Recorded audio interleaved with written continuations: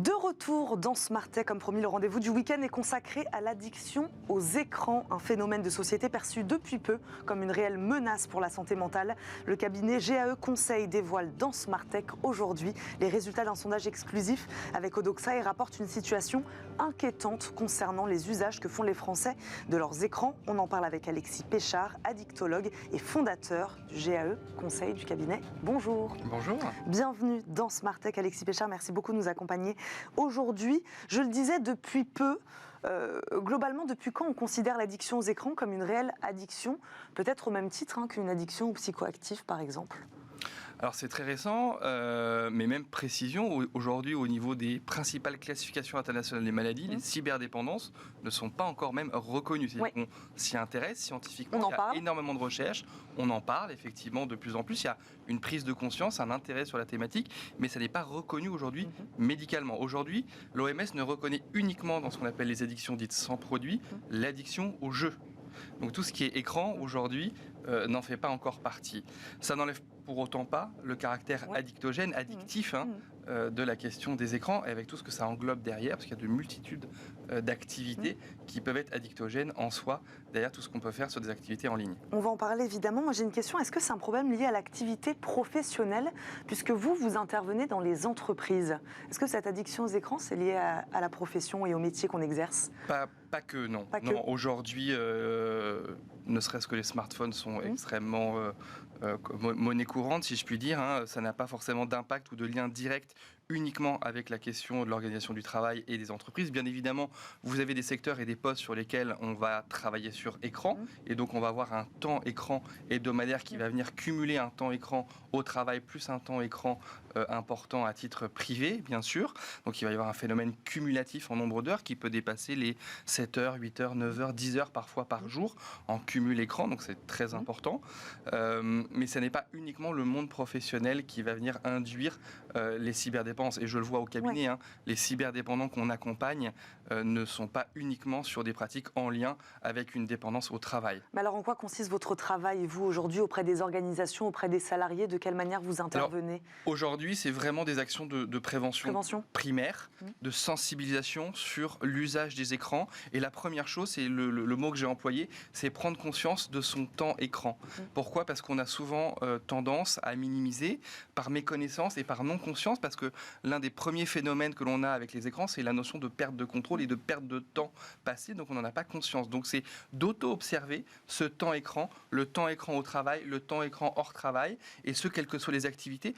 Par exemple, quand vous consultez votre banque en ligne à titre privé, assez classiquement, typiquement, c'est pas un temps que vous allez comptabiliser comme une activité en ligne. Mais quand vous prenez toutes ces petites activités, que vous allez les cumuler et les additionner, vous allez vous rendre compte qu'en fin de journée, vous avez probablement un temps plus important que le temps que vous pensiez au départ. Donc on invite les gens vraiment sur une semaine à observer ce temps écran cumulé et à voir quelle est la différence entre le temps que vous pensiez passer réellement sur les écrans et le temps objectivement que vous passez. À prendre conscience, c'est intéressant. Exactement. Vous venez de sortir un ouvrage intitulé « Tous accros aux écrans, que faire et comment s'en sortir », qui a d'ailleurs le même titre, je le disais, que l'étude que votre cabinet réalise en partenariat avec Odoxa. L'objectif de cette étude, de cet ouvrage, quel était-il? Est-ce que c'était donc d'abord peut-être de faire un constat? Voilà, de commencer par là. Effectivement, sur l'usage des Français. C'était de faire un constat sur l'usage des Français par rapport aux écrans. On se rend compte que c'est 28% des Français qui ont au moins une pratique à risque en matière de cyberdépendance. Donc ça peut être sur les réseaux sociaux, mais ça peut être les achats compulsifs, ça peut être les jeux vidéo, ça peut être le sexe et la pornographie en ligne. Enfin, aujourd'hui, il y a énormément de choses que l'on va retrouver sur Internet, bien sûr. Et ce qui est intéressant, c'est donc 28% qui ont cette pratique à risque.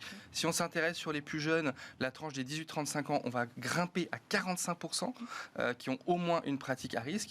Et en revanche, c'est à peine la moitié qui en ont conscience. Donc ils se rendent compte qu'ils ont des incidences sur leur vie privée. 40% déclarent que ça a une incidence sur le sommeil, sur la concentration, sur la vigilance, sur les relations sociales, etc. Et c'est 24% en milieu professionnel qui ont également des conséquences sur leur travail, sur leur performance, sur leur concentration, sur leur vigilance sur la route. Le fait de... je lisais encore là c'est une autre étude, mais 60% des 18-35 ans consultent leur SMS au volant et la moitié y répondent. Donc on voit bien l'omniprésence des écrans avec tout ce que ça peut engendrer engendrer. Alors on n'est pas forcément dans l'addiction. Voilà, est-ce que ça, ce sont les conséquences de la surexposition aux écrans, pas forcément des conséquences de l'addiction ou de la cyberdépendance? C'est une des conséquences, mais c'est très important de distinguer ce qui relève de l'hyperconnexion, qui concerne un plus grand nombre de personnes, et ce qui relève de la cyberdépendance et de l'addiction. Qu'est-ce que c'est l'hyperconnexion? C'est un temps intense passé sur les écrans, et donc en général on va considérer que c'est au-delà de 7h30 en temps écran cumulé quotidien. On peut être hyper connecté sans être nécessairement cyberdépendant. L'hyperconnexion, donc, c'est cet usage intensif qui n'est pas sans risque pour la santé mentale et la santé physique, bien sûr. L'hyperconnexion et la cyberdépendance. Cyberdépendance, c'est quoi? C'est un besoin irrépressible de consommer. Au même titre que vous allez avoir des symptômes de manque si vous êtes dépendant au tabac ou à l'alcool ou à tout autre produit psychoactif. Vous allez avoir objectivement des symptômes de manque qui vont se manifester par ce qu'on appelle un technostress. Technostress qui va être, par exemple, vous êtes dans un endroit où vous ne captez pas, vous n'avez plus de réseau, vous oubliez votre téléphone portable, et ben vous allez avoir une manifestation de l'anxiété. J'ai été appelé il y a une dizaine de jours par un service médical pour un collaborateur qui, arrivé sur site, a oublié son téléphone portable, s'en rend compte, et arrive au service de santé au travail parce que fait une crise d'angoisse majeure. Parce que séparé de son téléphone portable qui prend la place finalement d'une sorte de doudou digital, quoi.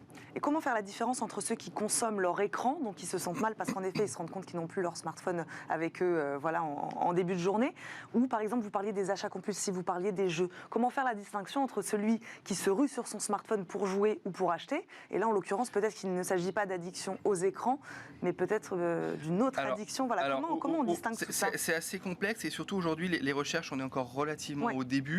On n'a pas de notion de critères de temps pour déterminer une notion de sévérité de l'addiction, alors qu'on va avoir des repères pour l'alcool ou pour d'autres produits ou d'autres formes d'addiction.